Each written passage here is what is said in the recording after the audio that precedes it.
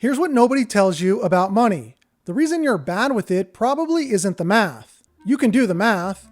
Everyone can do the math. The math is not the problem. The problem is you. That's the argument in Morgan Housel's book, The Psychology of Money.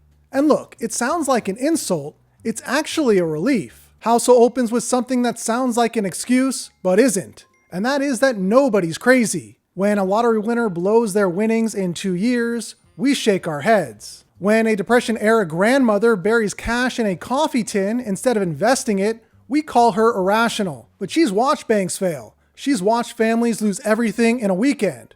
Her irrational behavior is the completely logical output of what she's lived through. Housel's point is that we all play the same money game, but with completely different rule books, shaped by when and where we grew up, what scared us, and what we watched our parents do. Calling someone's financial decisions stupid without knowing their personal history is like criticizing someone's driving without knowing they learned how to drive in a war zone. Housel discusses luck and risk, two concepts we apply with almost perfect inconsistency. Bill Gates attended one of the only high schools in the world that had a computer in 1968.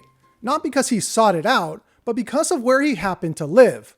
That's not hustle, that's geography. But we tell the Gates story as a pure meritocracy story, because the alternative, that timing and circumstance played a massive role, is deeply uncomfortable. Meanwhile, someone else makes the exact same bets and goes broke, and we call them reckless. Same decisions, different outcomes. Housel isn't saying success is random, he's saying our ability to tell the difference between skill and luck is much worse than we think, and our confidence that we can tell the difference is mostly just confidence. Housel tells the story of executives at Lehman Brothers, wildly successful people who kept doubling down, kept chasing more, right until the moment they lost everything. They weren't stupid, they just couldn't define enough. The goalposts always move, you hit your number and the number changes, the house becomes a bigger house, the car becomes a boat, the boat becomes an too soon. Housel's point is that the most dangerous financial force isn't a market crash or a bad investment.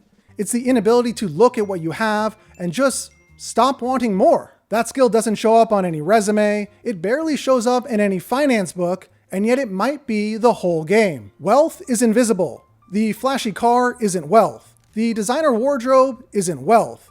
Those are wealth in past tense, having already left someone's account and turned into depreciating assets and empty compliments from strangers. Real wealth is what you didn't spend, the investment that stays invested, the account nobody posts about, the options you kept open by not blowing everything on things specifically designed to signal that you have things. It's an iceberg. What people display is the tip. The actual mass is underwater, boring, silent, completely invisible. And that's precisely how it works. Most people think saving is goal-oriented. House, car, retirement, check.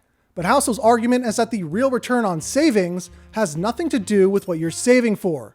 It's the ability to walk away from a bad situation. He's basically arguing that freedom is the asset. The money is just how you store it. The math of getting wealthy is simple, almost embarrassingly simple.